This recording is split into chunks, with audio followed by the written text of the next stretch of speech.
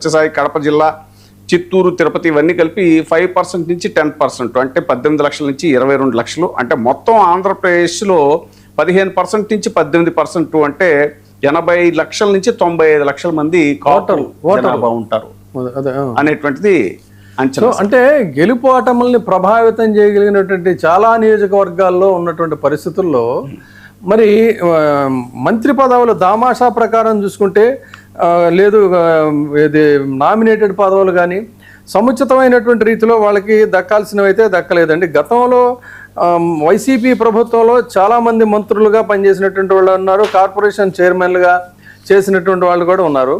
కనీసం ఆ స్థాయిలో కూడా ఎక్కువ ఇవ్వకపోగా ఎక్కువ ఇవ్వకపోగా సమాన స్థాయిలో కూడా లేదు. ఆ రోజుల్లో మరి చాలా సీనియర్లు, మీరు చాలా ఇంపార్టెంట్ పోర్ట్ఫోలియోలో బొత్స సత్యనారాయణ గారు కానీ, కన్నబాబు కానీ, పేరు నాని కానీ, అంబటి రాంబాబు కానీ, కొట్టు సత్యనారాయణ, అవంతి శ్రీనివాసు, దాడిశెట్టి రాజా, ఆళ్ళ నాని, ఇంతమంది ఆ రోజున వైసీపీ హయాంలో అంతమంది మంత్రులుగా చేస్తే కనీసం ఇప్పుడు ఉన్నది ఎంతమంది అంటే అండి, ఒక నలుగురు కానీ చెప్పుకోవడానికి 4-5 మాత్రమే ఉన్నారు. అది కూడా ఏంటంటే ఎక్కువ మంది అందులో వాయిస్లెస్గానే పనిచేస్తున్నటువంటి వాళ్ళు ఉన్నారు.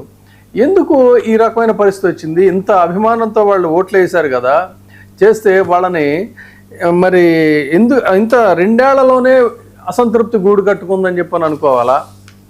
ఏం జరుగుతూ ఉంది అసలు? అసంతృప్తి గూడు కట్టుకోవాలంటే ఎందుకు ప్రజలు బయటకు వస్తారండి? వాళ్ళకి ఇబ్బంది జరిగినప్పుడు, వాళ్ళు అనుకున్న స్థాయిలో ప్రభుత్వాలు పనిచేయడం లేదు అనుకున్నప్పుడు ఖచ్చితంగా అవసరమైనటువంటి సందర్భం వచ్చినప్పుడు ప్రజలు ఖచ్చితంగా ఏ రాజకీయ పార్టీకైనా గుణపాఠం చెప్తారు. దాంట్లో మనం వేరేగా అనుకోవాల్సింది ఏం లేదు. ఇప్పుడు మీరు చూపిస్తున్నటువంటి లిస్ట్ ఏదైతే ఉందో, శ్రీకాకుళం నుంచి మొదలుకొని అనంతపురం వరకు చూసుకుంటే ఈ రాష్ట్రంలో మీరు చెప్పినట్టు 100 నియోజకవర్గాల్లో గెలిపోవటములను నిర్ణయించేటువంటి స్థాయి కలిగినటువంటి ఈ సామాజిక వర్గం, గెలవటానికైనా ఓడించడానికైనా సరిపడేటువంటి ఓటింగ్ ఉన్నటువంటి సామాజిక వర్గం. అటువంటి సామాజిక వర్గానికి ఏ విధంగా మనం గౌరవించాలి, ఏ విధంగా చేయాలనేటువంటిది రాజకీయ పార్టీలు ఆ విధమైనటువంటి ఆలోచన చేయకపోతే అనేక సందర్భాలుగా చూసాం మనం. ఈ ప్రభుత్వాలని మీకు 83 నుంచి చూసుకుంటే 83లో అంత ప్రపంచంగా తెలుగుదేశం పార్టీ అధికారంలోకి వచ్చింది.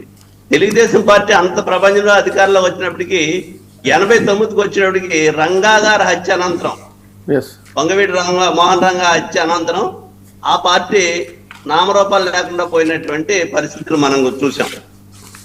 ఈ తెలుగుదేశం పార్టీ ఎప్పుడు అధికారంలో ఉన్నప్పటికీ తర్వాత మరి మన చిరంజీవి గారు, మెగాస్టార్ చిరంజీవి గారు పార్టీ పెట్టారు, పిఆర్పి పార్టీ పెట్టినప్పుడు పాపులందరూ ఎక్కువ శాతం ఓట్లన్నీ కూడా పిఆర్పీకి వేశారు. అధికారంలో రాకపోవచ్చు, అది వేరే. 18 సీట్లు వచ్చినాయి, 75 లక్షల ఓట్లు వచ్చినాయి. కాకపోయినప్పటికి కూడా అప్పుడు కూడా తెలుగుదేశం పార్టీకి కాపుల దూరం అయితే పార్టీ అధికారంలోకి రాలేదు. ఎప్పుడైనా సరే ఆ రకంగా చూసుకుంటే ఇప్పుడు జరిగింది అదే జరిగింది. కాపుల యొక్క ఓట్లతోటే ఈ రాష్ట్రంలో రాజకీయాల్లో ఏ రాజకీయ పార్టీ అయినా సరే కాపులు ఎటు ఓటు మొగ్గు చూపితే ఆ కాపుల్లో కూడా ఉభయ గోదావరి జిల్లాలకు సంబంధించినటువంటి కాపులు ఎటు ఏ పార్టీకి అనుకూలంగా ఉంటే ఆ పార్టీ ఈ రాష్ట్రంలో అధికారంలోకి వస్తుంది అనేటువంటిది మనం గత 30-40 సంవత్సరాలుగా చూస్తూ వస్తున్నాం.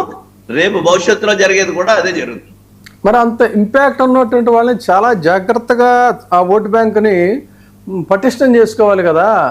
ఎందుకు మరి ఈ 2 ఏళ్లలోనే ఇంత మార్పు వచ్చిందని అనుకుంటున్నారు, మీరు భావిస్తున్నారు? చాలా ఇన్సిడెంట్స్ కూడా అదే రకంగా కనిపిస్తా ఉన్నాయి. ఎందుకని అంటారు? కారణం ఏమై ఉంటుంది?